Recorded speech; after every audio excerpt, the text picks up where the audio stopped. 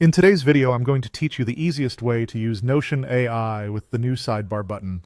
First, open Notion in your browser and log in so you're on your workspace home. On the left side of the screen, you'll see the sidebar. Look for the Notion AI tab. It has a sparkle icon, and click it to open the AI panel. This panel is designed to be quick and accessible from anywhere in your workspace. Next, click Ask AI. You'll see a prompt box where you can type any question or request. Be clear and specific so the AI understands your intent.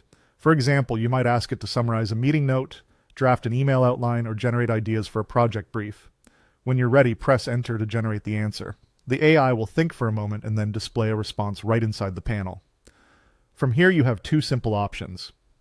Click Insert to Page if you want the content placed directly into your current page as a new block. This is great when you're actively working in a document and want the result embedded in your notes. If you only want the text without placing it into a page, click Copy. That puts the response on your clipboard so you can paste it anywhere you like, inside or outside of Notion. If you prefer to use AI while you're editing a specific document, you can do it right inside a page.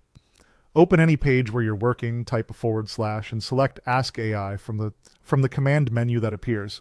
This brings the same AI prompt into your page so you don't have to leave what you're editing. Type your request, press Enter, and the AI will generate the result in context.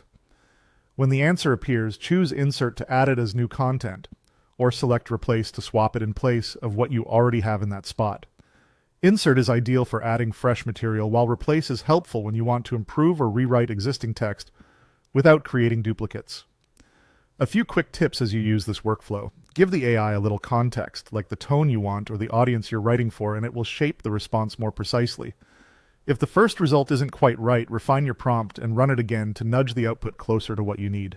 That's how to use Notion AI with the new sidebar layout. Subscribe for more easy tutorials.